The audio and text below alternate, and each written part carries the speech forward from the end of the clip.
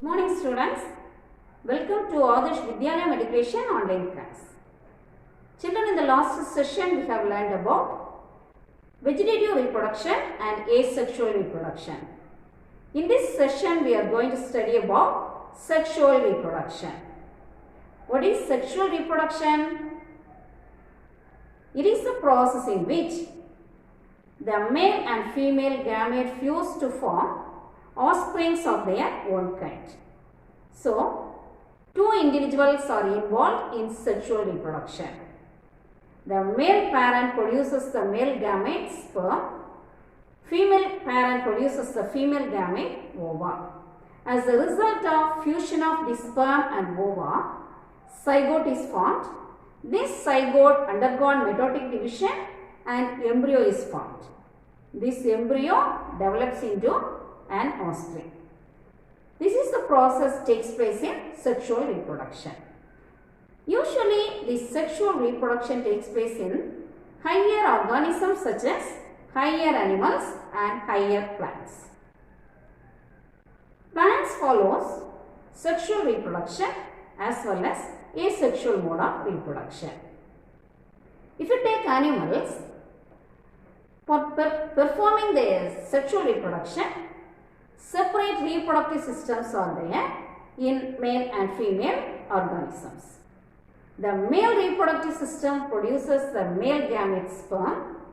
Female reproductive system produces the female gamete ova. How the plants reproduce sexually? Whether reproductive organ present in plant? Yes. Plants also have reproductive organ. Flower is the reproductive organ. This flower is responsible for the sexual reproduction in plants. What is flower? Flower is a modified shoot with limited growth to perform sexual reproduction. Now let's study the structure of a typical flower. There are two types of flower based on the presence of that reproductive part. In bisexual flower, both stamens and carpels are present. Example of bisexual flower, hibiscus. In unisexual flower, either stamen or carpel is present. Example, papaya, watermelon, etc. Now let's see the structure of a bisexual flower. Example, taking hibiscus as an example. See, this is the structure of typical flower. There are four different parts are present in this flower.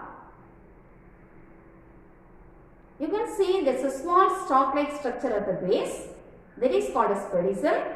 Above that, a small swollen base is there, that is called as thalamus, in which all the four parts are located or arranged. The first part or the outermost word of the flower is calyx. It is also called as sepals. It is greenish in color. It protects the flower during the bud stage. The next second word is the brightly colored petals. It is called as corolla. It is different color in different plants. This corolla is responsible for fragrance. The purpose of bright color and the fragrance to attract the bees and insects for pollination. In flowers, this calyx and corolla are called as accessory organ of the flower or non-essential part of the flower. Why it is called as non-essential part? The reason is these two parts are not directly involved in the process of reproduction. The next part, the third word is androecium. It is the male part of the flower. This androecium is made up of stamens. All the stamens present in the flower collectively called as androecium. This androecium consists of two parts. This small filament-like structure is called as small stalk-like structure is called as filament. At the tip of this filament, there is a small bag-like structure is seen, that is called as anther. When you cut the anther, we would see lot of pollen grains. This anther producing yellow powder-like structure called as pollen grains. Each pollen grains contains 2 male gametes. So, androecium is made up of stamens. Each stamen consists of 2 parts, a small stalk-like structure called filament. At the tip of that filament, there is a small bag-like structure is seen, that is called as anther. This anther produces pollen grains. Each pollen grains contains 2 male gametes. Now let's study the structure of a pollen grain. You can see the picture on the screen. The pollen grains usually spherical in shape. It is surrounded by 2-layered membrane. The outer membrane is hard membrane and it contains many small apertures or small minute openings, that is called as germ pore. Then inner to this membrane, the next membrane is called as enzyme. The outer membrane is called as exine.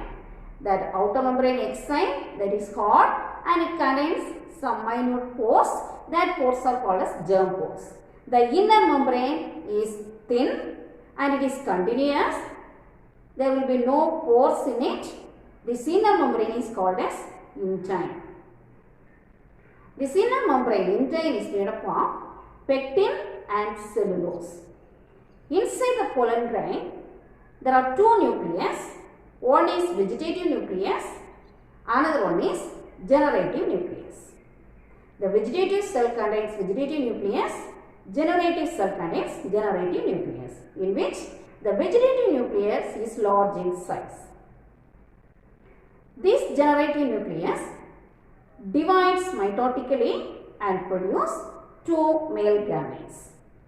Now let's study the next 4th word, or the female part of the flower, gynecia. The gynecia is the carpels are collectively called as gynecia. Each carpel or each pistil is composed of 3 parts. At the zolan basal part is called ovary.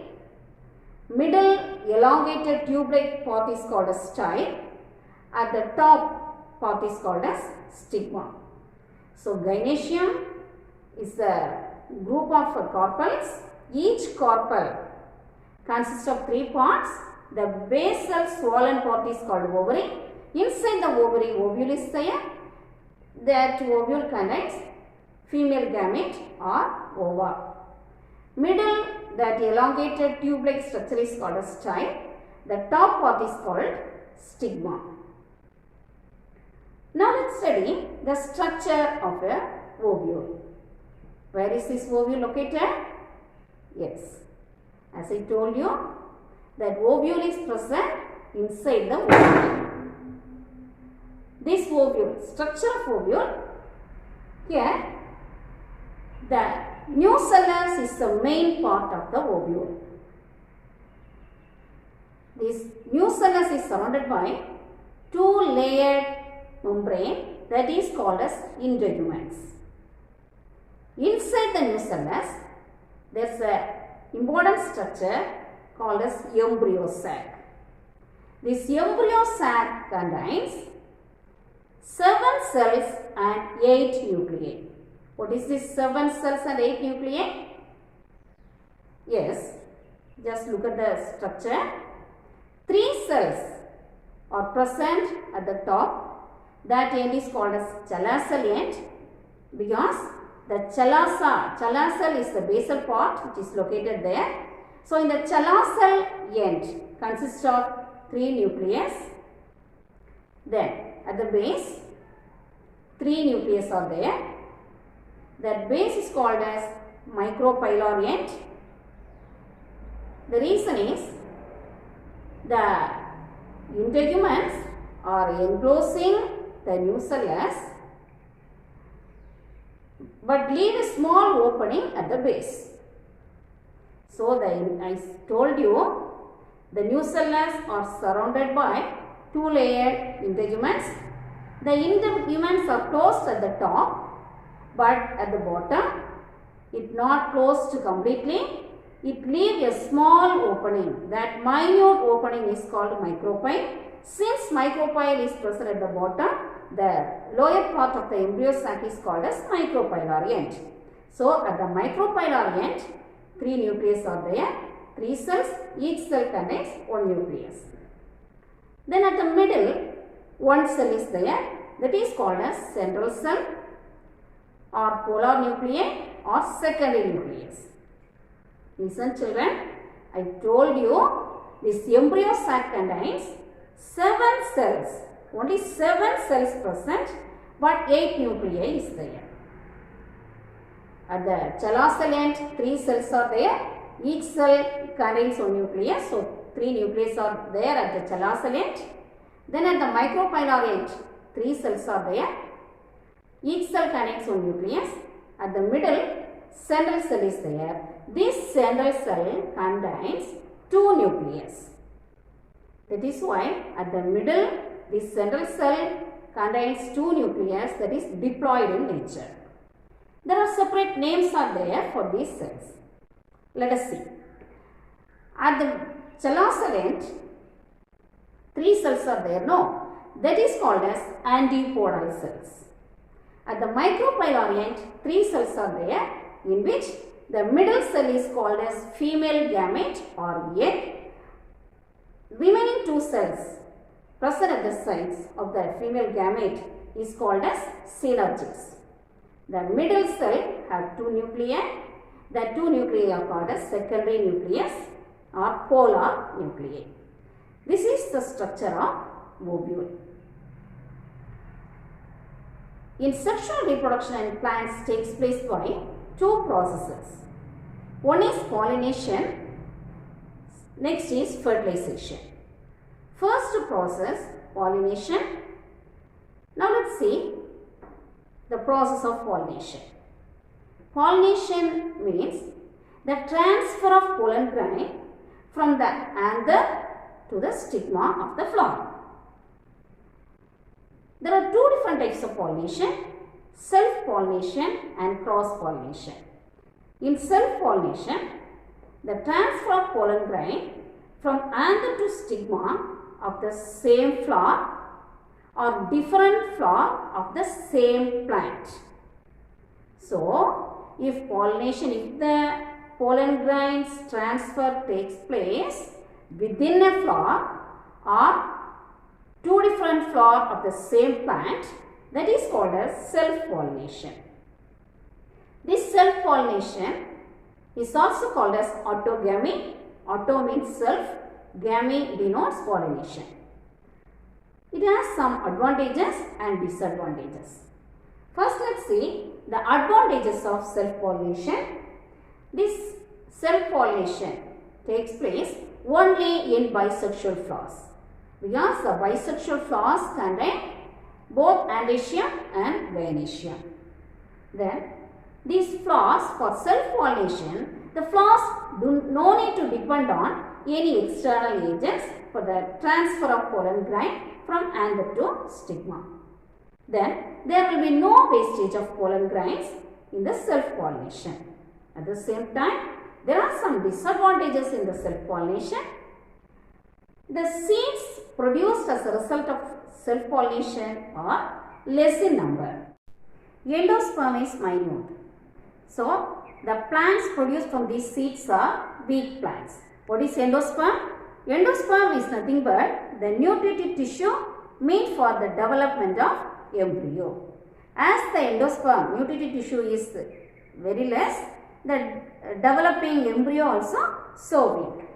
Then the new varieties cannot produced. As a result of self-pollination, new varieties are not produced. The next is cross-pollination. What is cross-pollination? The transfer of pollen grain from anther of a flower to stigma of another flower of different plant but belongs to the same species. So the cross pollination is the transfer of pollen grain from anther of a plant to the stigma of another flower of another plant of the same species.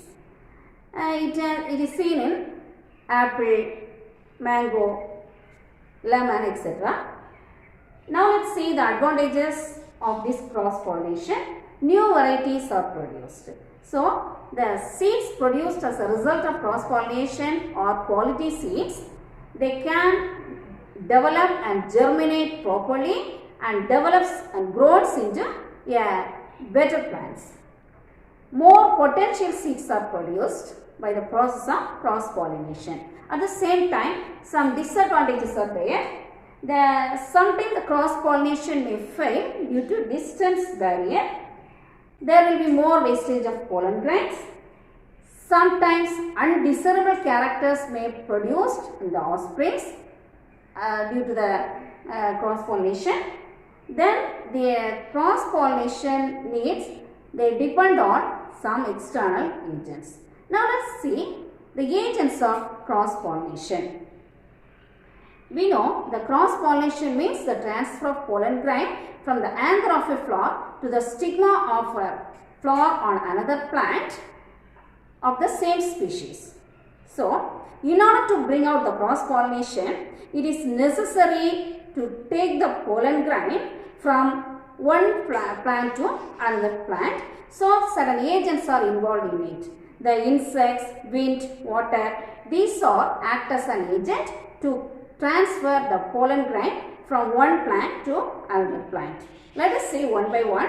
First, the cross pollination takes place by wind.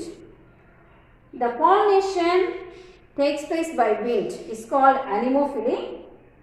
These anemophilous flowers have some special characters.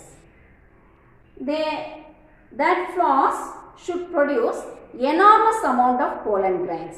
Then only when they blown along the wind, chances are there to wasting the pollen grains. To compensate that wastage, they have to produce enormous amount of pollen grains. Then that pollens should be small in size, then dry, and they should be less weight. Then only they can carry by the water currents. Then the stigma of the flowers should be large and it has to protrude out and it should be elongated out, and in some flowers the stigmas are hairy or feathery in nature to trap the pollen grains from the wind. Example, grasses and cactus are pollinating with the help of wind. The next is the pollination takes place by insects. The insect pollinating flowers are called as endomophilous flowers. These endomophilous flowers have some special characters. That flowers must have brightly colored and good fragrance and nectar to attract the bees and insects. Then this pollen should be large in size. The exine of the pollen grains have some pits and spines. Then only they can, if they fall on the stigma, they can adhere firmly on the stigma. Around 80% of the pollination is performed by honeybees. The next, pollination takes place by water. The water pollinated flowers are called as hydrophily. The hydrophytes are following using water to pollinate them. Then the pollen produced in large numbers.